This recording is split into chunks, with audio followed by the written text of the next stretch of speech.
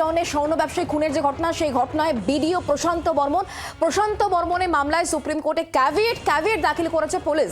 হাইকোর্টের রায়কে চ্যালেঞ্জ করে সুপ্রিম কোর্টে মামলা করেছেন প্রশান্ত, আর তার প্রেক্ষিতেই কিন্তু ক্যাভিয়েট ফাইল করা হলো এবার পুলিশের তরফ থেকে। পাশাপাশি বিডিও প্রশান্ত বর্মনের বিরুদ্ধে গ্রেফতারি পরোয়ানা জারির আবেদন করা হয়েছে বিধাননগর আদালতে। আবেদন বিধাননগর কমিশনারেটের।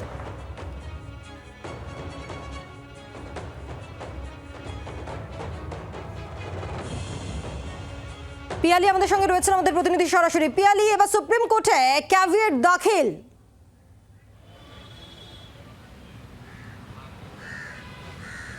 দেখো এই মুহূর্তে সব থেকে বড় যেটা খবর সেটা হচ্ছে প্রশান্ত বর্মনের বিরুদ্ধে গ্রেপ্তারি পরোয়ানা জারির জন্য বিধাননগর কমিশনারেট তারা বিধাননগর আদালতে আবেদন জানিয়েছে।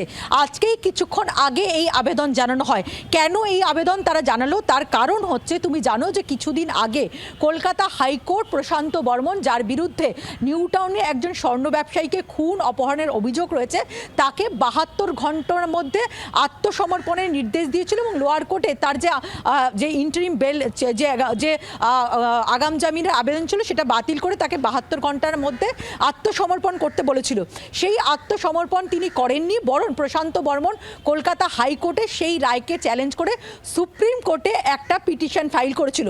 কিন্তু সেই পিটিশন তিনি ফাইল করলো, সেই পিটিশন এখনো পর্যন্ত লিস্টিংও হয়নি, এবং যেহেতু লিস্টিং হয়নি আদেও সেটাকে কোনোভাবে মেনটেনেবল কিনা সেই মামলাটা বা সেটা শুনানি হবে কিনা সেই জায়গা থেকে কোনো নিশ্চয়তা নেই। অর্থাৎ কলকাতা হাইকোর্টের যে নির্দেশ রয়েছে সেই নির্দেশের ওপর কোনো স্থগিতাদেশ নেই। অর্থাৎ কলকাতা হাইকোর্ট প্রশান্ত বর্মনকে যে 72 ঘন্টার মধ্যে আত্মসমর্পণ করতে বলেছিল তার কোনো রকম স্থগিতাদেশ নেই।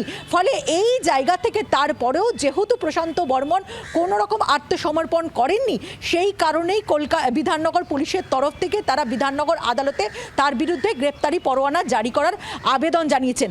আইনজীবী মহলের কি বক্তব্য সেটা হচ্ছে যে যদি কেউ কোনো লোয়ার কোর্টের কোনো নির্দেশকে চ্যালেঞ্জ করে কেউ আপার কোর্টে যায়, সেই আপার কোর্ট যতক্ষণ না পর্যন্ত আগের অর্ডারটার উপর কোনো রকম স্টে দিচ্ছে ততক্ষণ কিন্তু পুরনো কোর্টের অর্থাৎ নিম্ন আদালতের যে রায়টা সেটা কার্যকর থাকে।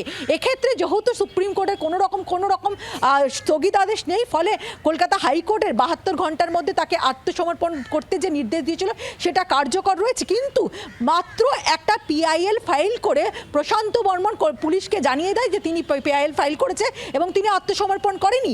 এই জায়গা থেকেই বিধাননগর পুলিশ অত্যন্ত কড়া পদক্ষেপ গ্রহণ করেছে এবং আদালতে তার বিরুদ্ধে একদিকে যেরকম গ্রেপ্তারি পরোয়ানা জারির আবেদন করেছে, অন্যদিকে সুপ্রিম কোর্টেও তারা ক্যাভিয়েট ফাইল করেছে যাতে তার যখন এই যে পিআইএল কলকাতা হাইকোর্টের নির্দেশকে চ্যালেঞ্জ জানিয়ে যে আবেদন তিনি করেছেন সেই আবেদনও যাতে একপক্ষভাবে শুনানি না হয়, পুলিশের বক্তব্যও যাতে শোনা হয়, সেই কারণে কিন্তু পুলিশের তরফ থেকেও তারা ক্যাভিয়েট ফাইল করেছে। তুমি জানো যে এই প্রশান্ত বর্মন কার্যত কিন্তু গত কয়েক মাস ধরে লিবার্টি নিয়ে যাচ্ছে, যেখানে একজন স্বর্ণ ব্যবসায়ীকে খুন করা হয়, অপহরণ করা হয় তার আগে, এবং সেই ঘটনায় তার গাড়ির চালক সহ একজন তৃণমূল নেতা যে সাহায্য করেছিল তাদেরকে গ্রেপ্তার করা হয়েছে এবং সেই ব্যক্তি তিনি বারাসাত আদালত থেকে, জেলা আদালত থেকে তিনি আগাম জামিন পেয়ে গেছিল।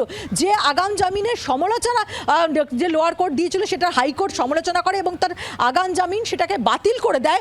তারপরে তাকে 72 ঘন্টার মধ্যে আত্মসমর্পণ করতে বলা হয়েছিল, তিনি এখনও যেহেতু করেনি, সেই কারণেই কিন্তু বিধাননগর কোর্টের তরফ থেকে, বিধাননগর পুলিশের তরফ থেকে বিধাননগর কোর্টে প্রশান্ত বর্মনের বিরুদ্ধে গ্রেপ্তারি পরোয়ানা জারি করার জন্য আবেদন করা হয়েছে। ধন্যবাদ পিয়ালি আমাদের সঙ্গে সরাসরি থাকার জন্য। আর এই জায়গা থেকে আইনজীবী আশিস চৌধুরী, তার বক্তব্য কি শোনাবো।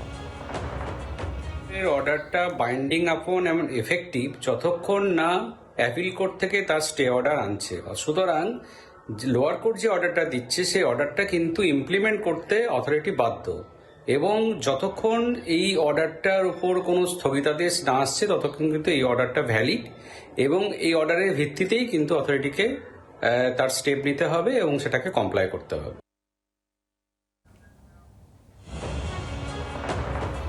শেখ সেলিম রহমান আরেক আইনজীবীর বক্তব্য শুনব। যদি উনি সারেন্ডার না করেন, হাইকোর্টের যেহেতু স্পেসিফিক ডাইরেকশন যে 72 ঘন্টার মধ্যে যেতে হবে, যে মোমেন্টে 72 ঘন্টা অতিক্রম করে যাবে পুলিশের পুরোপুরি অধিকার জন্মায় ওকে অ্যারেস্ট করার এবং দরকার হলে কোর্ট থেকে যদি ওয়ারেন্ট চায় কোর্টও ওয়ারেন্ট ইস্যু করবে। বাংলার আওয়াজ, বাঙালির আবেগ, জি 24 ঘন্টা।